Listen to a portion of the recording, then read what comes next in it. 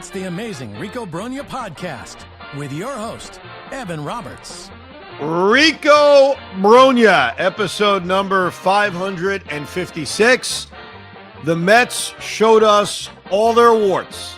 They showed every issue this team has in one giant ass whooping on a Wednesday night against the Chicago Cubs as they lose 10-3. I believe we saw it all. We saw terrible starting pitching. We saw atrocious defense. We saw questionable managing. And we really saw an LD offense do nothing except hit a couple of home runs. That was not nearly enough. The 2-run shot by Francisco Alvarez and Juan Solo with a specialty in the 8th inning down 10-2 to make it 10-3. It was a disaster. It was a disaster on all accounts. And I wish I could say I was surprised. I think that most of us watching this team all year can't be surprised. They have done such an awful job of building off of any potential momentum all year long.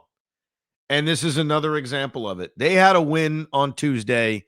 We did a very excited Rico Brogna 24 hours ago, in which I don't regret anything I said, because as excited as I was, I did warn you, I don't feel good.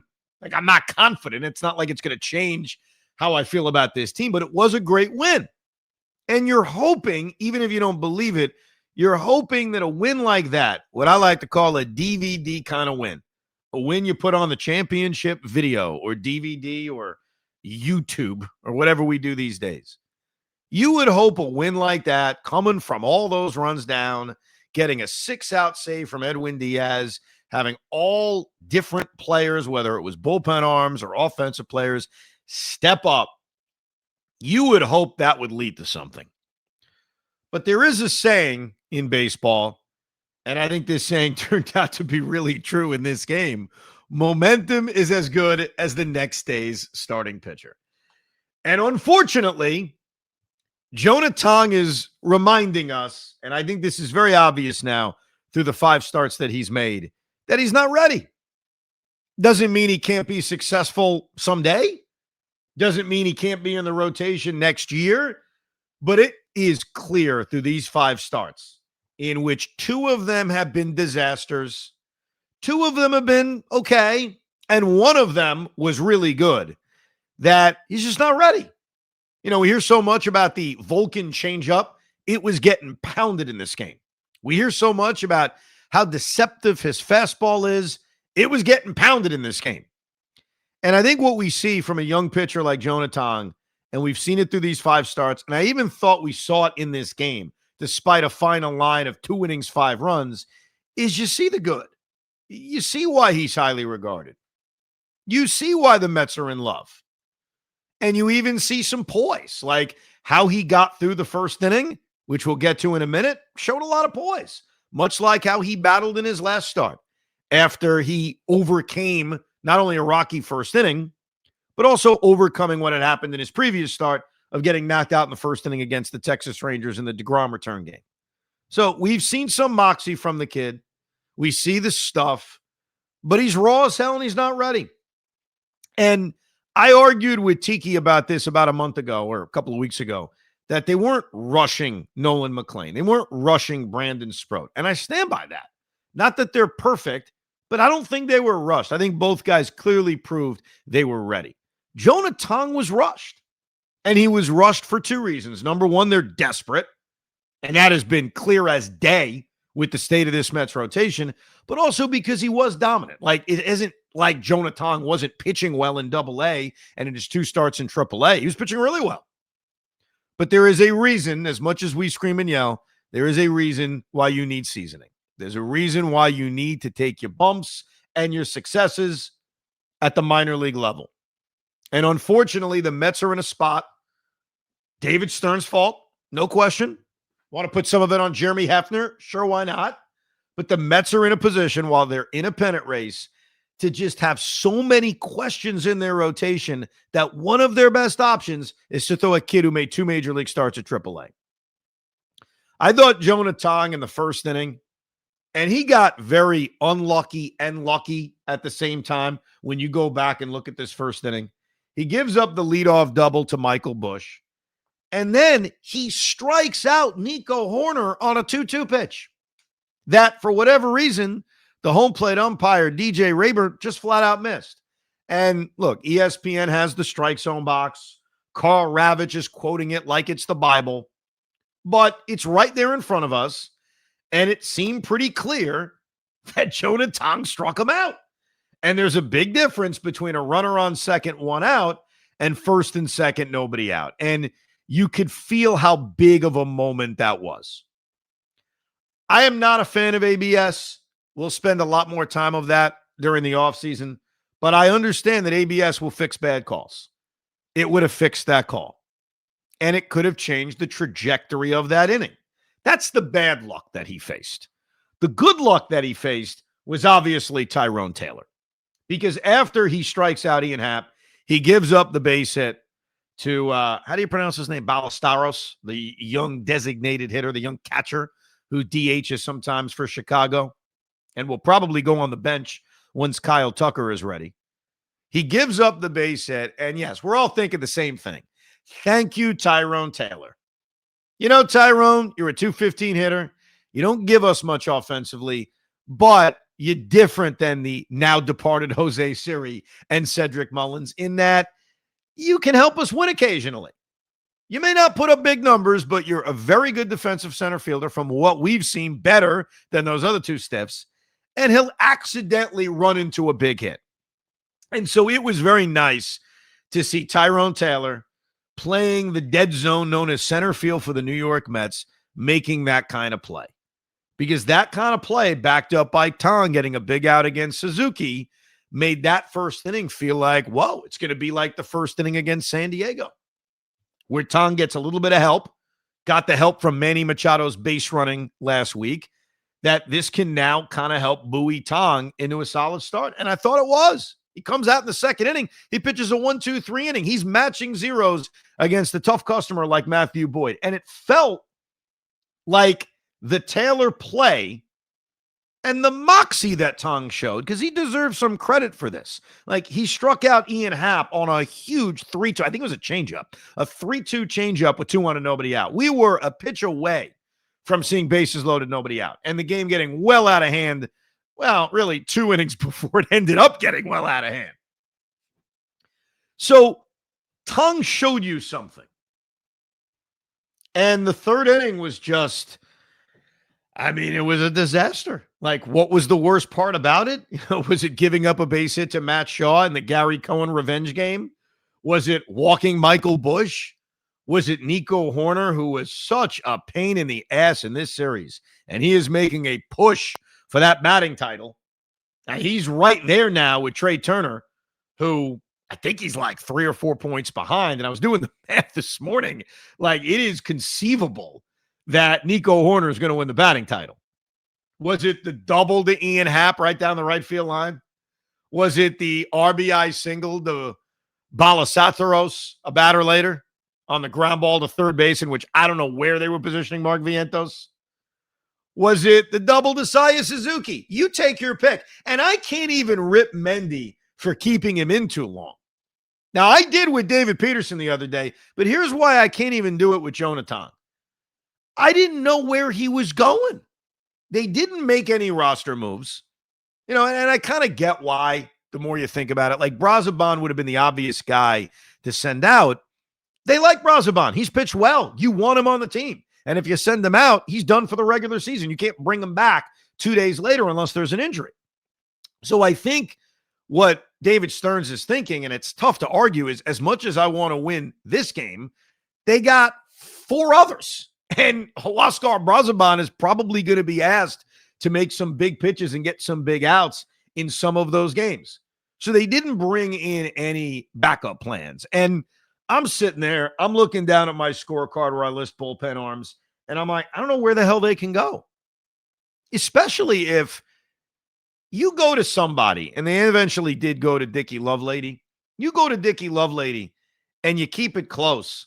Eventually, even if it is a close game and your offense actually shows some fight and get you back into this, where are you going to get the 27 outs? Where are you going? I did not know that he was going to make Sean Manaea and Clay Holmes available. And we'll get to that in a few minutes and my thoughts on it. I didn't think that. I'm looking at the bullpen trying to figure out where the hell is he getting these outs from? So as Tong gave up the 4 consecutive base hits, now look, eventually you got to get him out of the game. Eventually you have to say, all right, you can't wear it. You do want to give yourself some semblance of a chance. I got to get him out. But I'm not going to lie to you. Like, I wasn't thinking it when Ian Happ got the double. I wasn't ready to take him out at that point. I wasn't ready to take him out a batter later. But obviously, once Suzuki gets the hit and there's still nobody out and there's second and third, what are you going to do? You're going to go to Dickie Lovelady. Sure, he's fresh. Let him eat up a couple of innings. But then what are you going to do? So I didn't honestly have an issue with his handling of Jonah Tong. And I don't blame Carlos Mendoza for Jonah Tong. The blame is going to fall. And a lot of this, once this script is written, and it's being written in a very negative way right now, it's going to be about David Stearns. It's going to be fair first and second guesses. Look, maybe I didn't love Matthew Boyd, but Matthew Boyd could have been had. Mets didn't sign him. So it's fair game when we reanalyze all the starting pitchers the Mets could have had during the offseason to go through a guy like that. Because here they are in a position where they have to rely on 3 rookies, one of which in Jonah Tong, who's clearly not ready. It's on the architect. It's not on the manager, at least in this case. It's just not. I mean, Jonah Tong should have started this game. Or I don't even know if it was this game because I suggested moving him up actually a day and doing other things with the rotation. Either way, he was going to start. Like, you were going to need Jonah Tong to make a start when you look at the state of this rotation. And he was atrocious. He was absolutely atrocious. As far as this offense is concerned, yes, the starting pitching was bad. And yes, when you get 2+ innings, 7 hits, 5 runs from your starter, it is very difficult to win a game. No question about it. You can win a game, as we saw on Tuesday when they came back after David Peterson imploded, but it makes things very difficult. It would have been nice to see this offense show something against Matthew Boyd in the first 4 innings of this game. It would have been nice to see the top of the order do anything. The top 4 hitters in this lineup, which in this case against Boyd was Lindor, Soto, Alonso, and Marte, went a combined 1 for 16 with a meaningless Juan Solo in the 8th inning.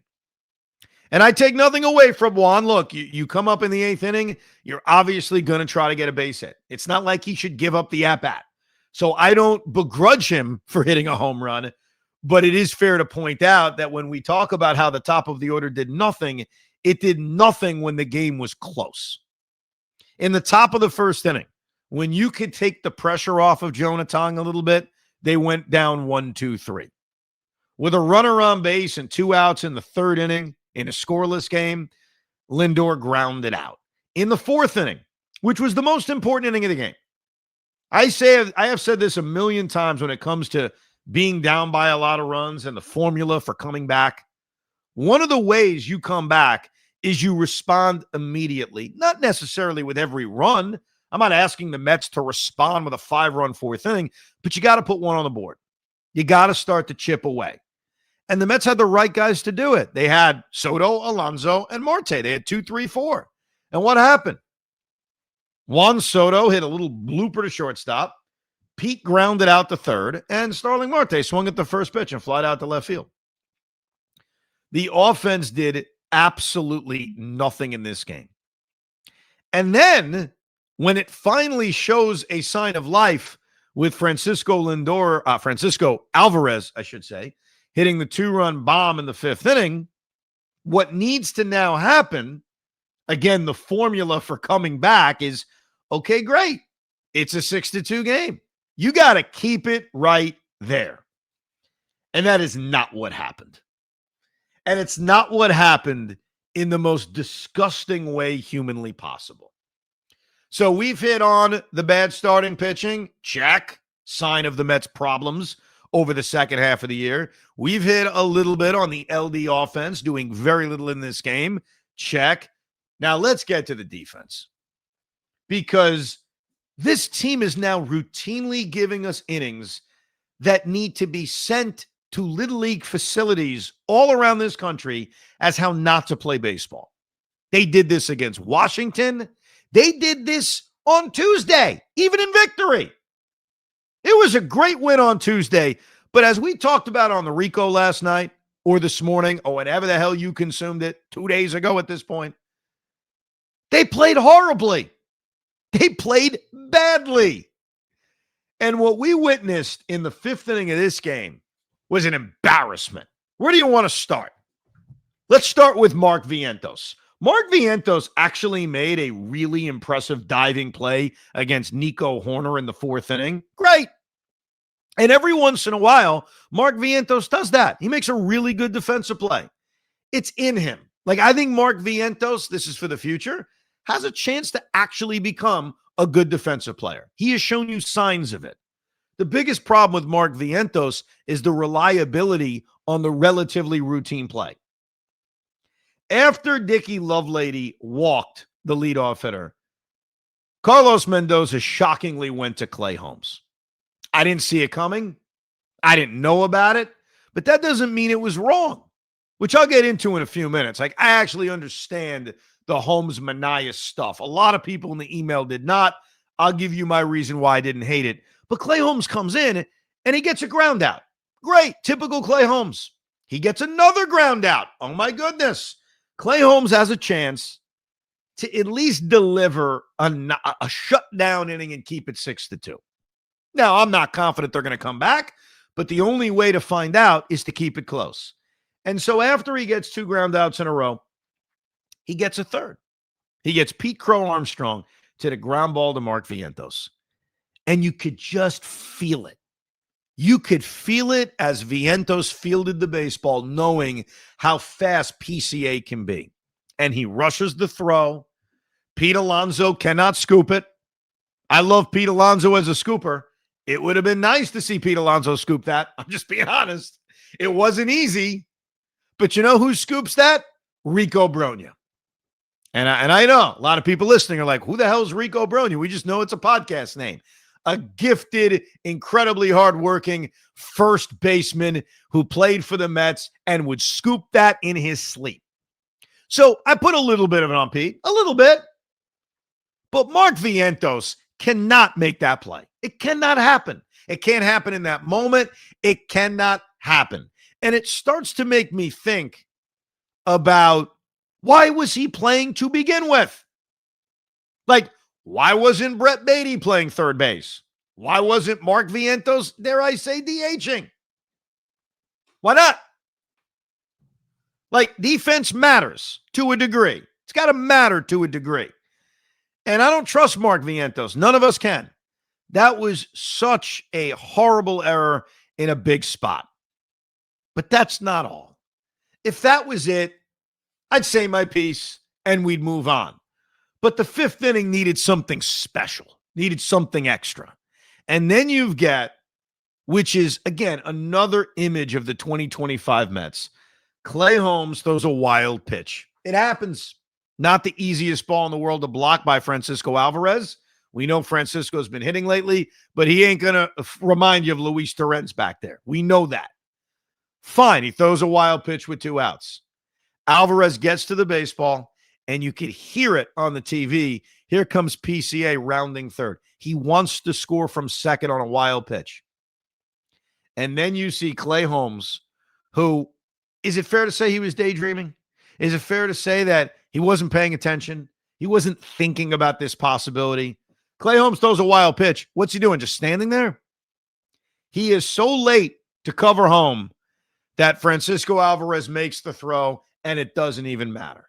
And the Mets hand the Chicago Cubs a second run. Hand it to them. Like the way they handed a run to the Cubs the night before when Jeff McNeil made 2 miscues and Pete Alonso couldn't field a not great throw. Same thing. Hand them runs. You are not good enough to hand anybody runs. This offense isn't consistent enough to erase the runs that you hand them. But in the fifth inning, we see the combination of Mark Vientos not being able to throw to first base, Clay Holmes not covering, Alvarez not blocking the ball in the dirt, and the Mets handing the Chicago Cubs 2 runs. This is why, with 4 games to go, I don't know how one has confidence. I don't know how you have it. You watch this team on a nightly basis. They are not good. Now, I am still hoping, aren't we all? We're still hoping that the Mets are going to find their way into this tournament, and I don't know what the hell's going to happen there. Something miraculous happens in the tournament. But what cannot happen over the final 4 games, though it probably will, and what cannot happen if they're lucky enough, and the key word is lucky, to get into the MLB playoffs, is they can't make the kinds of mistakes that they have made for the last week. This kind of defensive BS has got to stop. And I don't know if Carlos Mendoza is going to scream at people. It doesn't seem like one to do it. But I get it. You don't scream at people for not hitting. Guys are trying. But the defensive mistakes, the mental mistakes, there's no excuse for that.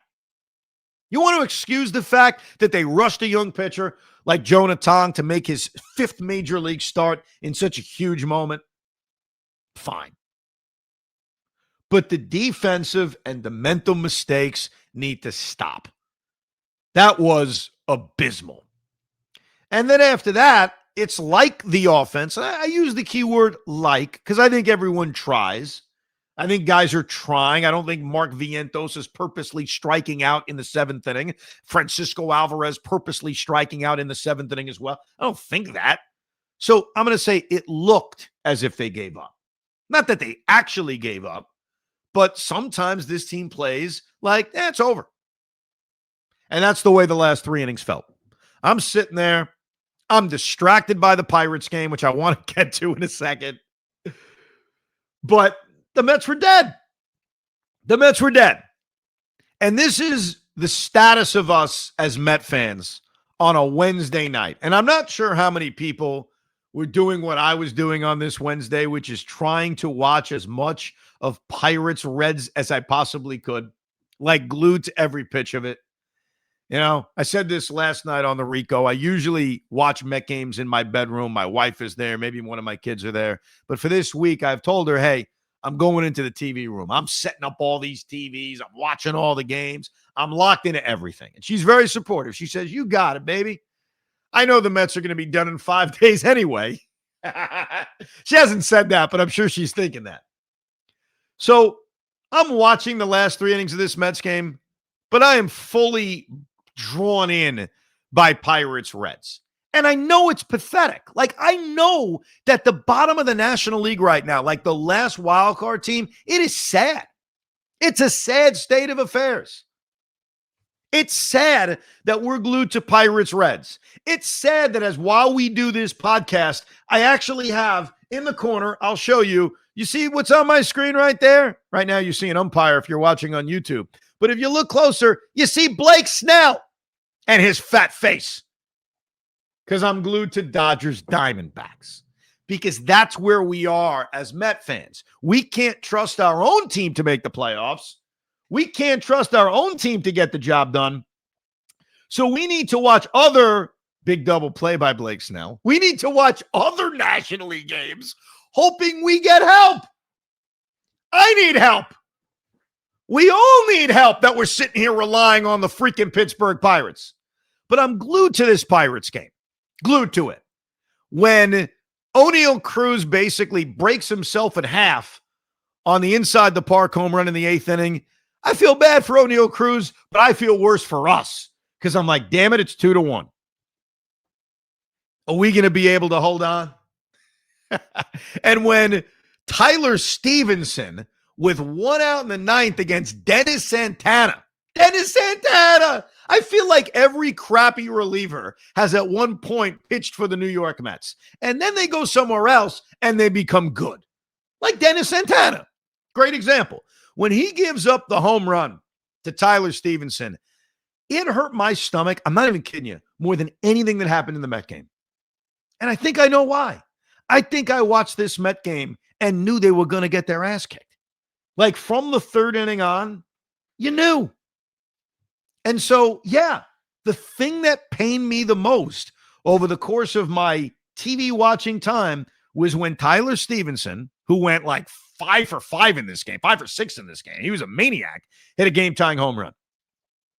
And now I'm glued to Pirates Reds like it's everything. Like, I mean, this is everything. And so Pirates score a run in the 10th. The Reds come back and tie it on a sac fly. Miguel Andujar is involved in like this insanely long at-bat at the end of the 10th inning with a chance to win it for Cincinnati, like an 11-pitch at-bat. He strikes out. I'm like, oh, here we go. Now we go to the 11th.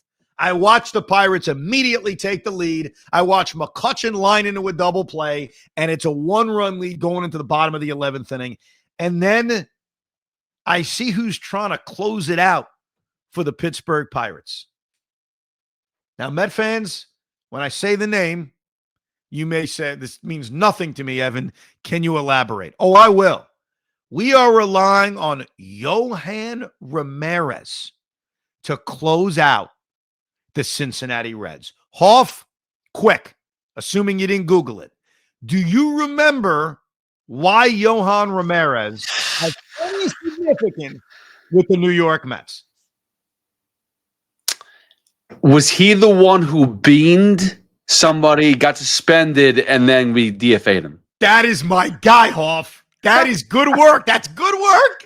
Who did he hit again? Rhys Hoskins. Oh my God, that's right. That was last year. Last year. We forget. Last year, when the Mets were playing the Brewers to open the season, it feels like an eternity ago. It actually feels, I know it was a year ago, it feels like 2 seasons ago.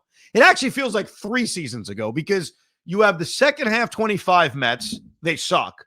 The first half 25 Mets, ooh, were good. The second half 24 Mets, amazing. And of course, the disastrous first half 24 Mets. So it's 4 seasons ago. It was opening day. You had the Jeff McNeil, Rhys Hoskins situation. And Yohan Ramirez was the one guy who said, you know what? I'm going to drill somebody.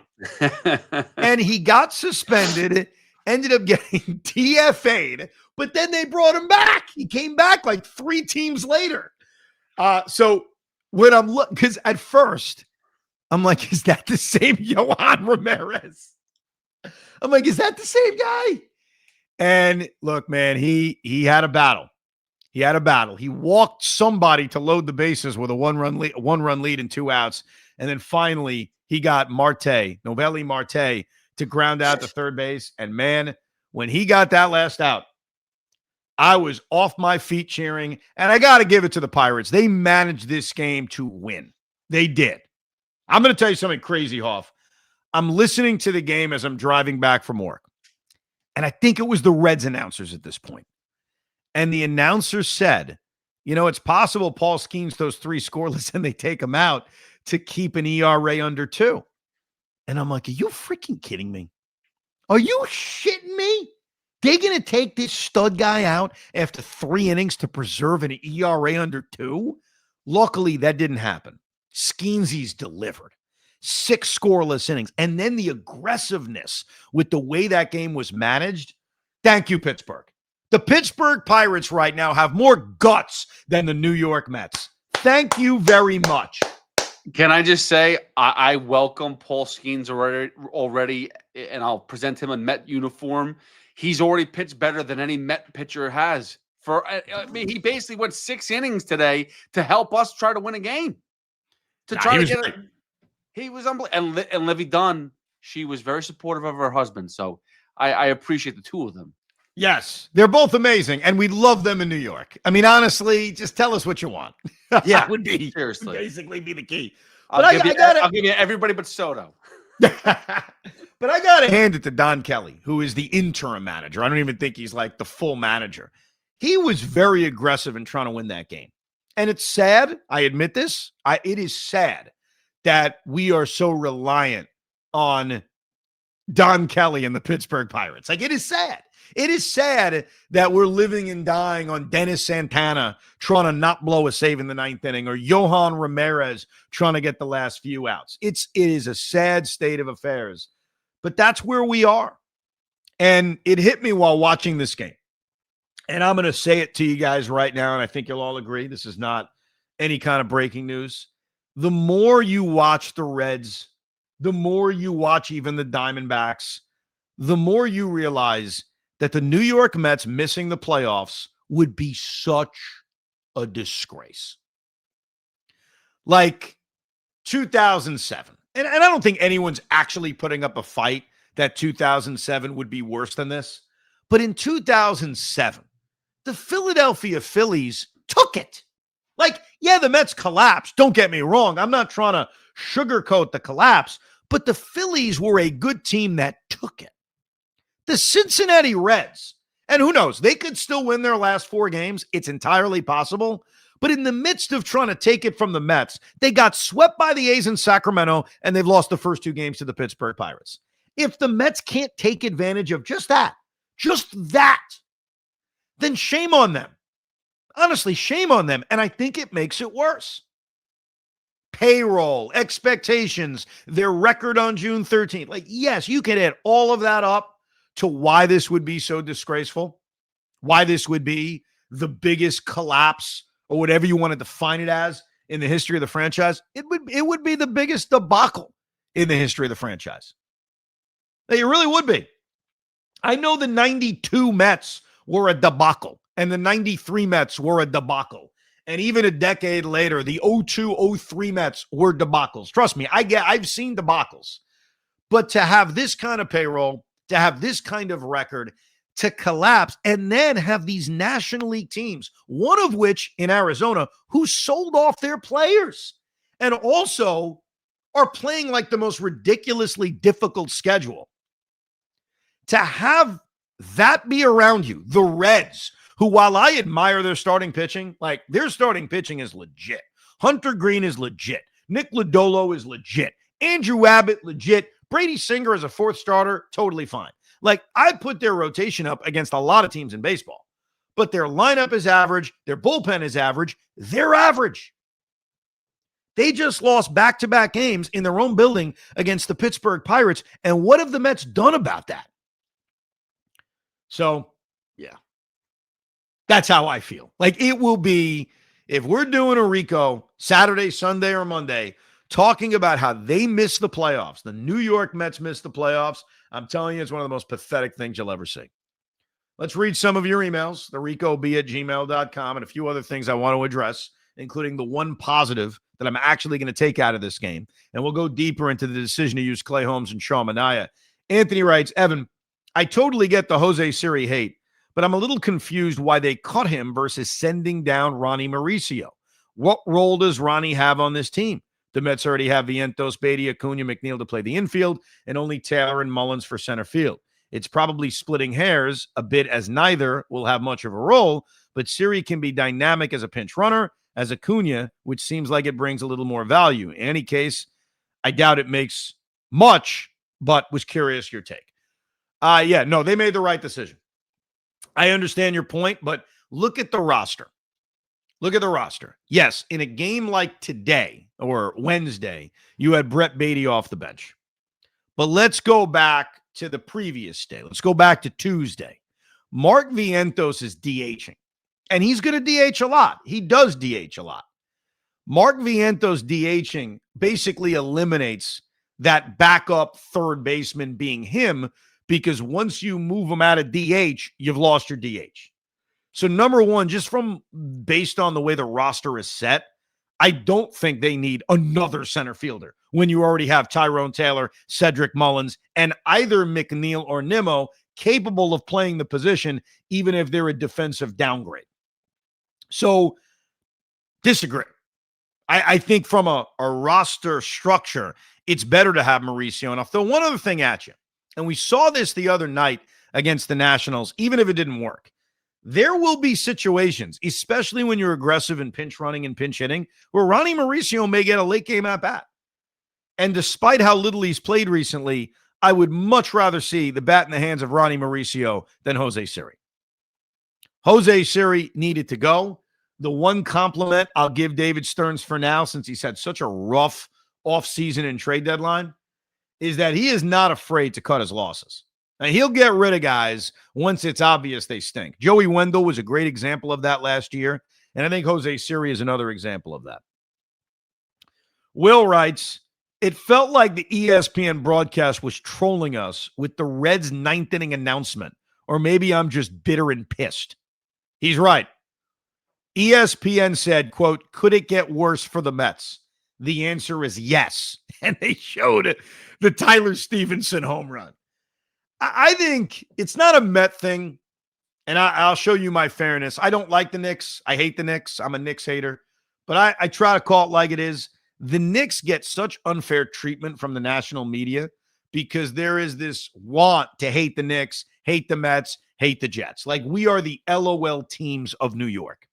And while the Jets have earned it, and the Mets are certainly earning it right now, I feel like sometimes ESPN, Fox, they play right into it. They love to just kind of throw shots at the LOL New York teams. Chris writes, I need someone to talk me through why your second best starting pitcher is pitching in a 6-2 game. Mendoza is brain dead. All right. Here's my thinking. All right. This is my thinking. I have not heard from Carlos Mendoza after the game. I don't know how much detail he got into. Hoff, you let me know what he has to say. I have it, but I want to hear if you're on. Okay. So I'm going to tell you blindly why I was okay with it. To me, this is a throw day situation. It's hey, this is their throw day. They're going to be available on Saturday and Sunday. Neither guy pitched a lot. Like, think about it. Clay Holmes came in. He threw an inning. Sean Manaea came in and threw an inning. And I've always actually been a proponent of this, that you should go to a 6-man rotation. This is my long-term idea. Besides tag teams, which we'll get into. 6-man rotation, and then have one of your starters on their throw day be available out of the bullpen, which would help you make up for the fact that you're carrying one less bullpen arm. So I didn't hate it. I was surprised by it just because Mendy hasn't done it all year. I know it's gut wrench time. Like, this is the time if you're going to whip it out, you may as well whip it out now. But my thought was it's a throw day spot. I'm good with it. They only pitched an inning, and it's not going to affect their availability on Saturday and Sunday. Am I on the same page as Mendy with that? Yes, but you're missing one detail. It came from Manaea and Holmes themselves.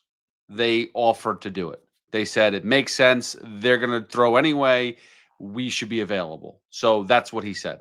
Yeah. Well, that's it. And that's why I don't have a problem with it. I mean, honestly, I would love to see this more often during the course of a season. I think we clearly saw mixed results. I mean, Clay Holmes was great. Honestly, I know he ended up giving up a run, but we know why he gave up a run. He gave up a run because Mark Vientos can't make a throw. And look, he was a part of the second run scoring. I don't want to exonerate him. He threw the wild pitch. He didn't cover home plate. So it's on him. But in terms of the way he pitched well. Sean Manaea, that's a different story. I mean, obviously, Manaea was, he comes in, and what does he immediately do? He gives up a base hit to Matt Shaw in the Gary Cohn revenge game and gives up a bomb to Michael Busch. So Manaea was not good. He ended up getting the next 3 guys out. So it was clearly mixed results, but it's actually what should happen. Guys being available on their throw day to pitch out of the bullpen. It's great that Clay Holmes and Sean Manaea suggested it. I think that's great team first moves. But I didn't hate it the way a lot of our emailers hated it. Maybe because they think it's going to affect their availability. It's not. Like, if Clay Holmes stayed in the game and ate up 4 innings, different story. But clearly this was going to be steal an inning from us. And they were able to get 2 innings to just be eliminated by using Clay Holmes and Sean Manaea. Right. Mendoza made a point of that. He said they're going to be available Saturday or Sunday, whatever you need. So it's not affecting anything. The only thing is that you just wish that they were more effective because, I mean, that's the key. Like, in these crunch time situations, like, I mean, I know the game was probably out of hand anyway. I mean, are you going to really come back from a 6-run deficit 2 days in a row? No, maybe, who knows? but you just don't want to add more fuel to the fire. But keep this in mind, and I'm glad David Cohn pointed this out, and I like this. It's negatively affecting the Mets, but I like this from baseball. We no longer have absurd rosters in September. We used to. We used to have absurd rosters, and this wouldn't be an issue. The Mets would have 14 guys out of their bullpen, and it would be all the cavalcade of up-down guys from this season, almost like the series finale of a TV show. Like, they'd all be there. Like, oh, it's Chris Stavinsky. What's going on, man? Like, all the clowns that we watched over the course of the season. It's the final part to the fireworks. It just starts exploding everywhere. Like, all right, cool. We'll throw up everything. But they don't do that anymore. And I appreciate that. We have 27-man rosters. So you're in a spot where you don't have the ability to just have so many arms out of your bullpen. So you had a choice. You had a choice tonight. If you didn't use Holmes and Minaya to eat up those 2 innings, you were going to either have to use Brooks Raley, which would eliminate him from being available on Thursday, Gregory Soto, which would probably eliminate him from being available on Thursday, Ryan Stanek, who it probably would eliminate him from being available on Thursday, and Tyler Rogers, who apparently Mendoza said was not even available in this game to begin with. So if you didn't use Sean Manaea and you didn't use Clay Holmes, you were going to use relievers. Now, I'm not saying we love all those guys, but you were going to have to use relievers that you may need the next day in a game in which you are down by a lot of runs. By using Minaya and Holmes, it had zero negative impact on anything. Like, and by the way, if those guys suck on Saturday, don't tell me it's because they threw on Wednesday. That's crap. They're going to suck on Saturday because they suck. Like, that's why they'll be bad. It won't be because, oh my God, Carlos Mendoza used them on Wednesday night. So I support it. But here's what I'm actually, I can't believe I'm saying this. I am very encouraged by Ryan Hley. I am. And I'll tell you something. Before my show, my regular radio show ended with Tiki, I asked a question in the last 3 minutes. Okay. I said, Tiki, if the Mets have a 1-run lead, who's the closer? Edwin Diaz is clearly not going to be available. Who would you go to close the game? And he's like, oh, that's a tough one. He had no answer. So I said, you know what, Tiki, let me go first because I do have an answer. And I apologize for not saying this on the Rico last night. This was a WFAN exclusive. The answer was Ryan Hley.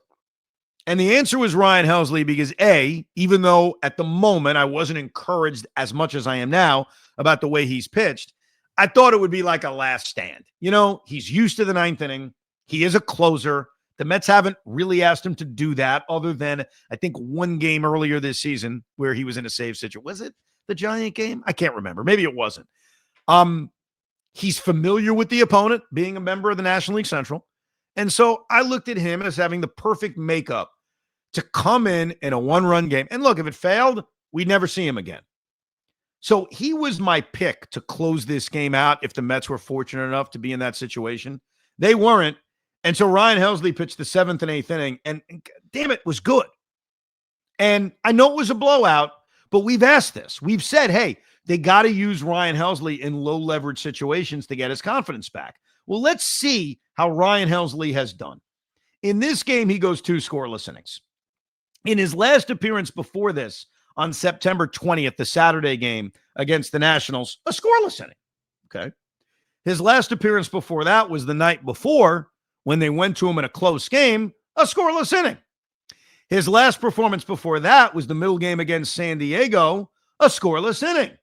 And his last performance before that in the Jacob deGrom return game, a scoreless inning.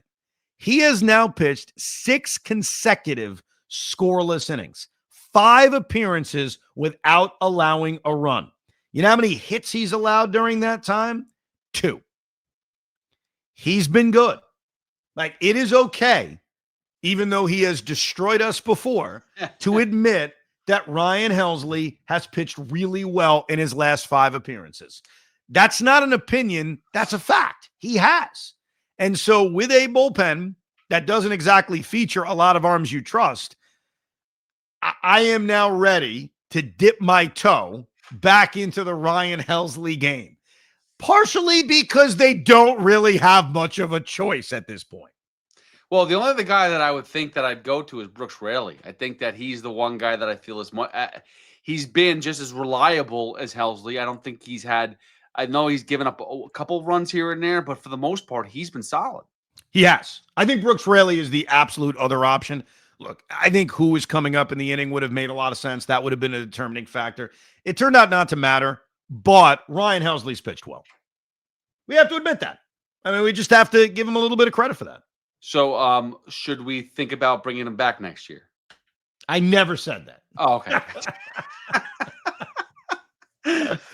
I didn't say bring him back. I'm talking about the last 4 games of the season. Hey, man, Edwin Diaz, Ryan Helsley, 1-2 punch, end of the game. Let's go. 8th, 9th inning. Let's do it. Eric B writes, I just shot my TV. I was really enjoying watching a Little League game tonight with endless bad throws and pitchers who still haven't learned how to cover bases. It was so cute to watch.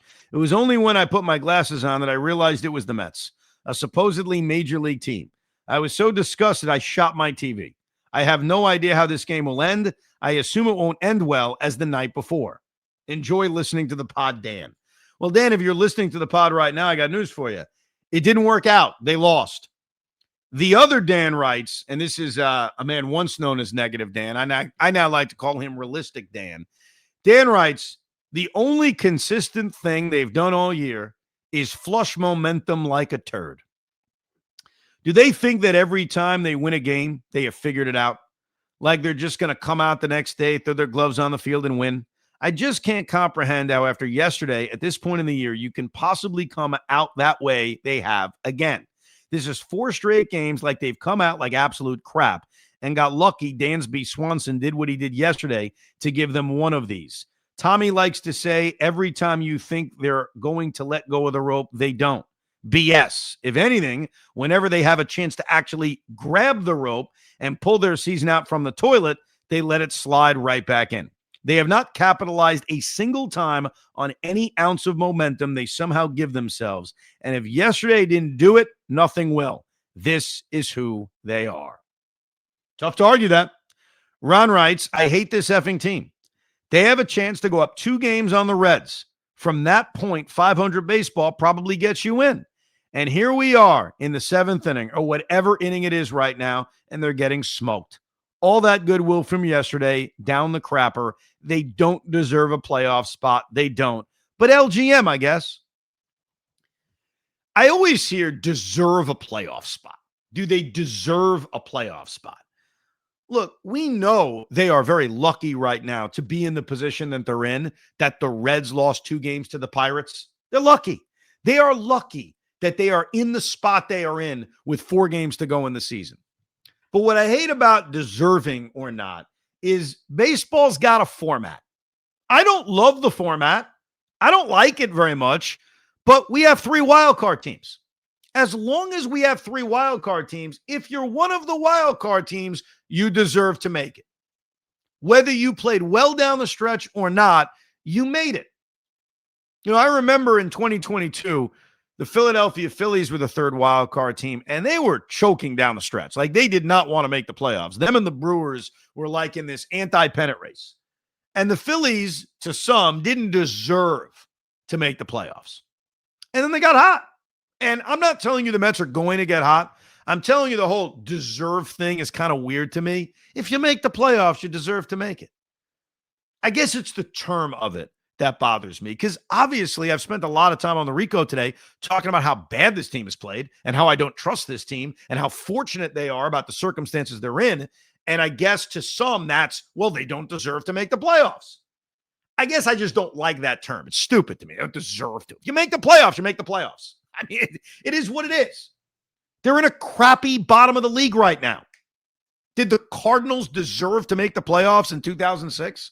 Did the Jets? People used to say this to me all the time. The Jets didn't deserve to make the playoffs in 2009 until they did, and they won back-to-back playoff games, and they were in the AFC Championship game. So I don't like the whole deserve thing. This is an interesting one. Joseph writes, I wish Tyrone Taylor never threw that runner out at home, because all it did was give us false hope before the Mets spent the rest of the game disappointing us. I don't know about you, Evan, but after the third inning, I switched over to Pirates Reds. That's how sick I was of watching my own team. By the 11th, I'm watching the Reds blow it with the bases loaded and thinking, wow, the Mets are so bad, they've got me watching Pirates Reds instead of believing we have a shot. They're just stringing us along only to crush us at the bitter end. Let's go, effing Mets. Yeah. No, I agree with you.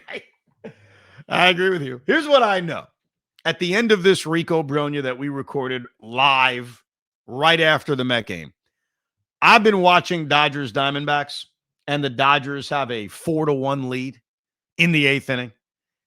If I go to sleep, and I'm not going to go to sleep, and when I go into bed and I watch the last 2 innings, if the Dodgers blow this game, I'm not sleeping at all. But that's the spot we're in, that we got to be glued to Dodgers Diamondbacks like it's the 7th game of the World Series. But the Mets are reliant on other people's help. At some point, they've got 4 games left in the season. They got to figure this out. Oh, one other thing I wanted to bring up, Kodai Senga. I mean, he's done here. Like, he is absolutely done here. There was a tweet from Anthony DiComo quoting Carlos Mendoza. So really, it was Carlos Mendoza's pregame interview session. Kodai Senga's live batting practice session in Florida went, quote, just okay, per Carlos Mendoza. His velocity was down in the 93-mile-per-hour range. There was also some concern that the hot weather was fatiguing him. It remains difficult to see the Mets counting on Senga again this season. I had been a Kodai supporter. He was really, really good in 2023. It sucked what happened last year in 2024 when he comes back, is pitching great, and gets hurt. And then even this year, he's pitching wonderful until the Alonso flip, the day before the Mets season hit the crapper. I've got a vibe, and I'm not alone in this. I retweeted somebody on social media, another Met content creator, if you will, who said, boy, I don't think Senga's ever going to be a Met again. I totally agree. I was thinking the exact same thing when I read this tweet because the Mets don't believe in him. You know, when he had that good minor league start when they first sent him down, I remember saying here, like, bring him back. Let's go. And the Mets talked about it in such a kind of like blah way. It made you think they were unimpressed by what he did over those 6 innings. He gets bombed in his second minor league start. And now he's throwing bullpens. And you got the manager basically saying, yeah, it's very unimpressive. So, I don't think we're going to see him this year. I think they're actually going to stick, with Holmes, Minaya, Tong, even David Peterson. I mean, Mendoza's got more faith in David Peterson than Kodai Senga. And I would disagree with them if I was watching his bullpens. Like, I don't know what they're seeing down there. So I guess I'm going to blindly trust that they think he's crap, that they think he can't come up here and help this team. But when we get to the offseason, I think they're going to try to trade him. I don't know what it is. I don't know if it's a singular event. I don't know if it's not meshing with the pitching lab. I can't pinpoint it, and maybe somebody will report and tell us what it is, but I absolutely get a vibe that we have seen the last of Kodai Senga as a New York Met. But you haven't seen the last of the Rico, because we will continue to Rico every single night until this season ends. The Mets play on Thursday night. We are going to know a lot about the Mets standing by the time they play that game, because the Pirates-Reds game is a 12:40 first pitch. So that game will be over early afternoon. The Diamondback-Dodger game, the other game of great import, will be a late afternoon game, I think a 3:40 first pitch. So by the time the Mets play their game on Thursday night, we're going to have a pretty good idea of where things stand. So buckle up and get ready to be distracted by Pirates Reds on a Thursday afternoon. Oh, baby, that's the state of us as Met fans. So tune in live on YouTube or download the Rico Brogna wherever you download your podcasts for a very special Rico Brogna. Of course, it's a series recap, so it's something we always do. We'll pick our Rico, I'm the man right now, star of the series. We'll pick our net negative. We'll look ahead to the Miami series, and we'll have all sorts of fun. Are you excited? Are you confident? Let's end our Rico today with a confidence test.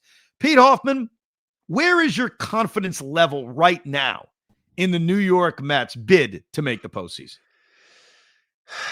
I thought even yesterday they weren't making the playoffs. My confidence level is worse after today's game. So, I mean, I'll give it a 25% chance I'll make it. That's kind of where I'm at. I'm in that same boat where, you could tell me, well, the Reds suck. The Diamondbacks. You could tell me whatever you want. Right now, it is very difficult to believe in this team. I think that's the most challenging thing. But I'll leave you on a good note. You can knock one out of the park and raise the apple with Takara Chuhai, a sparkling cocktail that blends real shochu spirits with the delicious flavors of fruits locally grown in Japan. It's available at Citi Field in Fuji Apple, of course. Hopefully we'll go back to Citi Field this year. White peach and lemon. Well, we appreciate you listening, downloading, hanging out, lamenting with us on another edition of Rico Brogna. Goodbye. We hope you enjoyed this episode of the Rico Brogna podcast. It's amazing, isn't it? Make sure you download it now to keep it on you at all times.